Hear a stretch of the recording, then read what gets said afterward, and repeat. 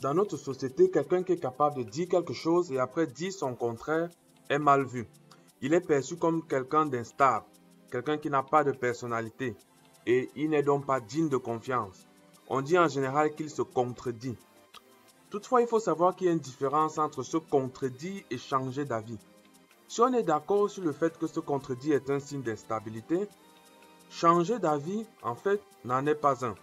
C'est même quelque chose de bien. C'est ce que je vais démontrer dans cette vidéo en expliquant la différence entre changer d'avis et se contredire, qui sont en fait deux notions que l'on confond généralement. A tout de suite. Nos attitudes et décisions affectent incontestablement notre devenir. Dans cette chaîne, nous partageons à travers des exemples certaines leçons visant à améliorer notre compréhension de nous-mêmes et de la société. Cette thématique doit certainement t'intéresser. N'hésite donc pas à donner ton avis sur cette vidéo à travers tes commentaires car personne n'a le mot d'emploi de la vie. Tu peux aussi cliquer sur j'aime, t'abonner à la chaîne et activer la cloche de notification pour être parmi les premiers à découvrir chaque nouvelle vidéo qui sera publiée. Commençons par rappeler les définitions des deux expressions. Changer d'avis, c'est modifier radicalement une opinion que l'on défendait auparavant, renier une croyance. Se contredire, par contre, dans se contredire, il y a contredire. Contredire, c'est s'opposer en disant ou en faisant le contraire. C'est aller à l'encontre. Donc, se contredire, c'est être en contradiction avec soi-même. Avec ces deux définitions, vous pouvez constater que la différence tient donc dans le facteur temps. C'est-à-dire que quelqu'un qui change d'avis, c'est quelqu'un qui a dit quelque chose aujourd'hui et qui plus tard dit le contraire. Mais quelqu'un qui se contredit, c'est quelqu'un qui dit quelque chose et en même temps il fait son contraire. Ou alors quelqu'un qui dans la même phrase dit quelque chose et son contraire et autre chose qui insinuerait le contraire de ce qu'il a d'abord dit. Pour mieux comprendre, je vais prendre deux exemples. Dans le premier exemple, quelqu'un peut penser par exemple que pour les jeunes, c'est important de porter des jeunes au poste de responsabilité, que les jeunes doivent occuper des postes de responsabilité.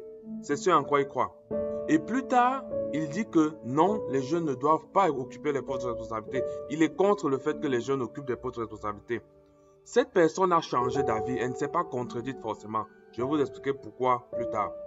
Deuxième exemple, si une personne qui est chef d'entreprise par exemple, vous dit qu'elle n'est pas tribaliste, et que dans ses choix, vous vous rendez compte que la personne recrute toujours les employés d'une même tribu, la personne accorde des faveurs à des personnes d'une même tribu, alors on peut conclure que cette personne, en fait, ce chef d'entreprise, se contredit. Parce que justement, il dit quelque chose qui n'est pas tribaliste, mais dans ses agissements, on peut identifier les marques de tribalisme. Donc ça, c'est un exemple de contradiction. Alors, je sais que c'est facile de comprendre ce que c'est que se contredire, mais c'est moins évident de comprendre ce que c'est que changer d'avis. C'est pour ça qu'il faut que je donne plus d'explications. Observons ensemble ce qui se passe lorsqu'on raisonne de façon logique. On part d'une hypothèse principale, on construit un raisonnement et on aboutit à un résultat. Ce résultat, c'est notre croyance, c'est notre avis, c'est notre opinion. Et dans le raisonnement, on fait intervenir d'autres hypothèses qui sont des hypothèses secondaires. C'est en fait notre façon d'obtenir la vérité. En réalité, la vérité n'existe pas, mais chacun à sa façon essaie de l'obtenir. Et la manière la plus commune, c'est de raisonner de façon logique et de procéder comme suit. Évidemment, je dis raisonner de façon logique parce que tout le monde n'utilise pas cette méthodologie, cette démarche. Il y a des personnes qui croient, il y a des personnes qui fonctionnent par croyance sans s'appuyer sur des fondements logiques. Il y a par exemple, vous avez des petits-enfants, eux ils croient en tout ce qu'on leur dit. Quand vous leur dites quelque chose, ils croient. La plupart des petits-enfants. Il y a aussi par exemple certaines personnes qui suivent un leader de manière totalement aveugle. Tout ce que ce leader dit et fait est bon. Eux ils croient de manière aveugle. Eux ils n'ont aucune logique, ils n'utilisent pas leur cerveau en fait. Donc, pour les autres qui utilisent leur cerveau et qui essayent de raisonner de façon logique, voici comment ça fonctionne. Donc, en fait, dans ce processus donc que je vous illustre sur cette image, si une hypothèse change, si l'hypothèse principale change, ou alors si une hypothèse secondaire change, on est en droit de penser que le résultat peut changer. Et c'est ce qui se passe. Et lorsque ça se passe, on dit qu'on a changé d'avis. On ne s'est pas contredit. Si je reviens par exemple à l'exemple tout à l'heure, celui qui défendait le fait que dans une entreprise, il faut confier les postes de responsabilité aux jeunes. Peut-être son raisonnement est basé sur le fait que son hypothèse principale, il parle de l'hypothèse principale selon laquelle un jeune a beaucoup d'énergie, un jeune est très dynamique, un jeune peut travailler beaucoup plus vite qu'un vieux qui est fatigué. Ça, c'est son hypothèse principale. C'est à partir de cette hypothèse qu'il a conçu son raisonnement et qu'il est arrivé à son résultat. Mais maintenant, plus tard, ils peuvent avoir des hypothèses secondaires qui viennent se rajouter. On peut par exemple lui dire, il peut comprendre par exemple que un jeune est inconscient, un jeune est immature.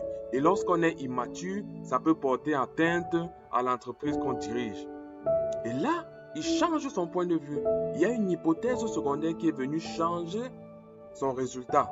Là, il a changé d'avis, il ne s'est pas contredit. Maintenant, il affirme donc que, ok, je suis contre le fait qu'un jeune puisse occuper un poste de responsabilité. C'est ça, changer d'avis.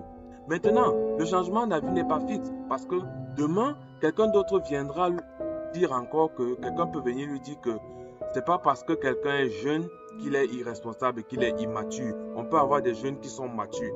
Voilà encore une hypothèse qui change. Et ce changement d'hypothèse peut encore conduire au changement du résultat. Et dans chacune de ces situations, il s'agit d'un changement d'avis qui n'est pas quelque chose de mauvais. Et je dirais même que c'est le contraire qui serait dangereux. Souvent, on peut se rendre compte qu'on dit quelque chose et après on a des arguments qui nous permettent de comprendre qu'en fait c'est le contraire qui est vrai. Mais souvent ce que les gens font c'est qu'ils ne changent pas leur avis et ils induisent beaucoup de personnes dans l'erreur. Parce qu'on a peur de voir les gens changer d'avis. On perçoit mal quelqu'un qui change d'avis. Donc ils savent bien que quelque chose est faux et ça devrait changer le résultat. Mais ils choisissent délibérément de ne pas changer le résultat. C'est même ce type de personne, pour moi, c'est ce type de personne qui est vraiment dangereux. Donc, vous devez comprendre que lorsqu'on a une hypothèse, lorsqu'on a une nouvelle donnée qui change, on peut et on doit même changer d'avis.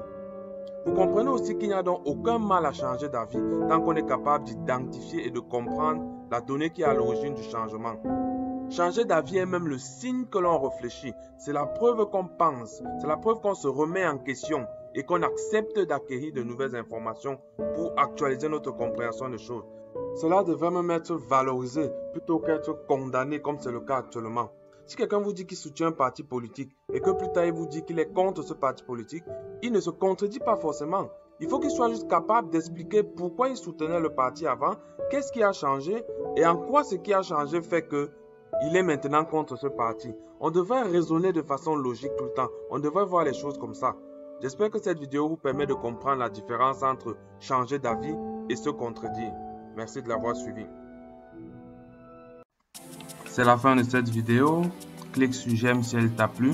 Et n'oublie pas que ton avis compte, ton avis nous importe. Alors n'hésite pas à le donner dans la section des commentaires. Tu peux partager cette vidéo également dans tes réseaux, t'abonner à la chaîne et activer la cloche de notification. À bientôt pour de nouvelles vidéos sur de nouvelles thématiques.